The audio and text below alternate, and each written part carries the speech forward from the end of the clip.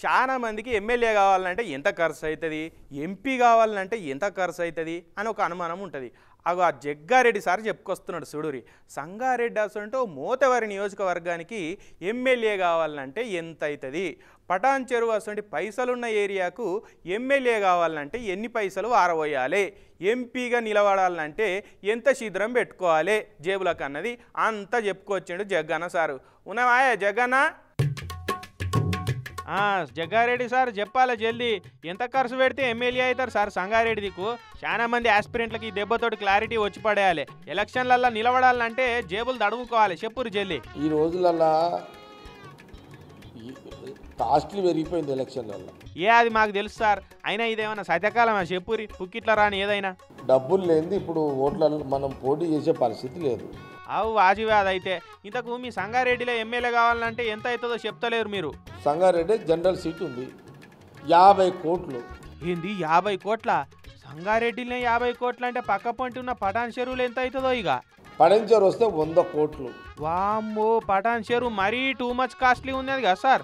ఇక మరి మామూలు ఎంపీ కావాలంటే ఎంత శీఘ్రం పెట్టుకోవాలి సార్ జేబులకు? ఎంపీకి 50, 100 కోట్లు. ఏంది ఎంపీకి కూడా 50, 100 అవుతుందా? మరి గన్ని పైసలు ఏ చెట్టు నుంచి దులుపుకొస్తారు సార్ మీ లీడర్లు? చేసేదేమో ప్రజాసేవ అంటారు, మరి సేవ చేస్తానికి గన్ని పైసలు ఖర్చు పెట్టి ఎందుకు వస్తారు సార్? అయినా ఓట్లప్పుడు ఈ కులపోల్లో ఇన్నోట్లు ఉన్నాయి, మా కులపోల్లో అన్నోట్లు ఉన్నాయి, అవన్నీ మాకే వేస్తారని లెక్కలేసుకుంటారు కదా, మరి అదంతా ఏమైనట్టు? ఇప్పుడు కులాలతోటి రాజకీయం నడుస్తలేదు, ఇప్పుడు పైసలు పెట్టాల్సి వస్తున్నది. వారిని మన కులపోడన్న క్యాస్ట్ ఫీలింగ్ కూడా కాస్ట్ ముంగట వేస్ట్ అయిపోయింది. అయితే పైసలకు కులానికి సంబంధం ఉందా? ఏమో సార్ మాకు తెలియదు, నువ్వే చెప్పాలి. కానీ మీ పార్టీలో మొత్తం మీ క్యాస్ట్ వాళ్ళదే నడుస్తున్నదట కదా అవ్వా, మా బీసీలది ఏం నడుస్తలేదని హనుమంతన్న మొత్తుకుంటున్నాడు కదా. మరి బీసీ సైడ్ అదెప్పుడు సార్? ఇప్పుడే కదా పెట్టింది. అయినా కూడా మళ్ళీ ఆయన మీ కిందనే ఉంటాడా అని అంటున్నాడు హనుమంతన్న. ఇప్పుడు చర్చ ఎటో పోతున్నది. చూడు, కాస్ట్ ముచ్చట తీసిందే నువ్వు, మళ్ళీ ఎటో పోతుందంటే ఎట్లనే జగ్గన్న సారు?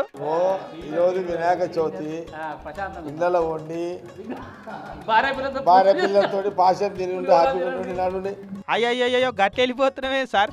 మరి జగ్గారెడ్డి సార్ మాటలను ఎలక్షన్ కమిషన్ వాళ్ళు ఏమైనా చూసి అగో మాకిచ్చిన లెక్కల్లో లక్షలే దాటలేదు, జగ్గారెడ్డి గారేమో కోట్లు అని చెప్తున్నారు, అదెట్లా సాధ్యమైందని ఆయన మీ మీదకి ఎంక్వైరీకి రాగల పైలం సారు.